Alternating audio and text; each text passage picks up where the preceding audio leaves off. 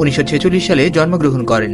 তবে তার জন্মস্থান এবং ব্যক্তিগত অন্যান্য তথ্যগুলি খুব কমই জানা যায়। তার শিক্ষাজীবন সম্পর্কেও তেমন কিছু জানা যায়নি।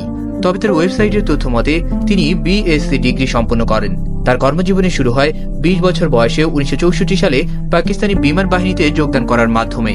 পরবর্তী বছর 1965 সালে পাক ভারত যুদ্ধ হলে তিনি বিমান বাহিনীর চাকরি ছেড়ে দিয়ে পাকিস্তান সেনাবাহিনীতে যোগদান করেন। সেনাবাহিনীতে তিনি 1971 সালের এপ্রিল পর্যন্ত কর্মরত ছিলেন। মহান মুক্তিযুদ্ধ শুরু হলে তিনি পাকিস্তান সেনাবাহিনী থেকে চাকরি ইস্তফা দিয়ে বাংলাদেশে ফিরে এসে মুক্তিযুদ্ধে অংশগ্রহণ করেন। মুক্তিযুদ্ধে অসাধারণ সাহস ও কৃতিত্বের জন্য তিনি বীরোত্তম খেতাবে ভূষিত হন। এরপর 1975 সালে বাঙালির ইতিহাসের জঘন্যতম ও নৃশংস কর্মকাণ্ডে জড়িত ছিলেন তিনি। কিন্তু এই ঘৃণ্যতম কাজ করার পরেও এক অজানা রহস্যের কারণে তিনি তার পরবর্তী জীবন অত্যন্ত জাঁকজমকপূর্ণ ও বর্ণাঢ্য আয়োজনের মধ্য দিয়ে পার করেন। মেজর ডালিমের আত্মজীবনীমূলক গ্রন্থেও বঙ্গবন্ধু হত্যার সাথে তার জড়িত থাকার বিষয়টি স্পষ্ট প্রমাণ পাওয়া যায়। তবে ওই নেকারজনক ও নৃশংস ঘটনাকে বরাবরই বিপ্লব হিসেবে অভিহিত করেন তিনি এবং এর পক্ষে সাফাই গিয়েছেন সবসময়। বইয়ে উল্লেখ রয়েছে 12ই আগস্ট ঠিক করা হয়েছিল 15ই আগস্ট ভোরে বঙ্গবন্ধুকে উৎখাত করা হবে। 15ই আগস্ট তারিখটি বেছে নেওয়ার সুনির্দিষ্ট কিছু কৌশলগত কারণও ডালিম তুলে ধরেছেন।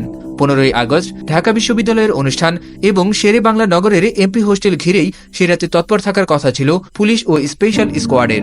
টহল দেওয়ার জন্য রক্ষী বাহিনীকে ঢাকা বিশ্ববিদ্যালয় এলাকায় মোতায়েন করা হবে এমন ধারণাও ছিল পরিকল্পনা প্রণয়নের সময়। রক্ষী বাহিনীর পরিচালক ব্রিগেডিয়ার নুরুজ্জামান ও উপপরিচালক কর্নেল সাব্বিউদ্দিন 15ই আগস্ট ঘটনাচক্রে একসঙ্গে দেশের বাইরে ছিলেন। বাকশালে প্রায় সব শীর্ষ নেতাই সেদিন ছিলেন ঢাকায়। এদিকে সেনাবাহিনীর ঢাকা ব্রিগেডে 14 ও 15ই আগস্ট রাত ট্রেনিং এর জন্য নির্ধারিত ছিল। অন্যদিকে 15ই আগস্ট রাষ্ট্রীয় পর্যায়ে স্বাধীনতা দিবস উদযাপন নিয়ে ভারত ব্যস্ত থাকবে বলেও অনুমেয় ছিল। এসব সমীকরণ মিলিয়ে হামলার জন্য 15ই আগস্টকে বেছে নিয়েছিলেন ডালিমের মতো কিছু বিপদগামী সামরিক কর্মকর্তা। বঙ্গবন্ধুকে সপরিবারে হত্যার পর মেজর ডালিমকে পুনরায় সেনাবাহিনীতে নিয়োগ দেওয়া হয়, তবে এবার লেফটেন্যান্ট কর্নেল পদে পদোন্নতি দিয়ে। এরপর 1976 সালে পররাষ্ট্র মন্ত্রণালয়ে তাকে নিয়োগ দেওয়া হয় এবং তাকে গণচীনে কূটনীতিক হিসেবে প্রেরণ করা হয়। 1980 সালে লন্ডন হাই কমিশনের সাথে তিনি নিযুক্ত হন। তার 2 বছর পর 1982 সালে তিনি কমিশনার হিসেবে হংকং এর দায়িত্বভার গ্রহণ করেন। এরপর 1988 সালে তাকে রাষ্ট্রদূত হিসেবে কেনিয়া নিযুক্ত করা হয়। একই সাথে তাকে তানজানিয়ার দায়িত্ব দেওয়া হয়। এছাড়াও ইউনেপ এবং হেবিটাট বাংলাদেশে স্থায়ী প্রতিনিধি হিসেবে তিনি দায়িত্ব পালন করেন।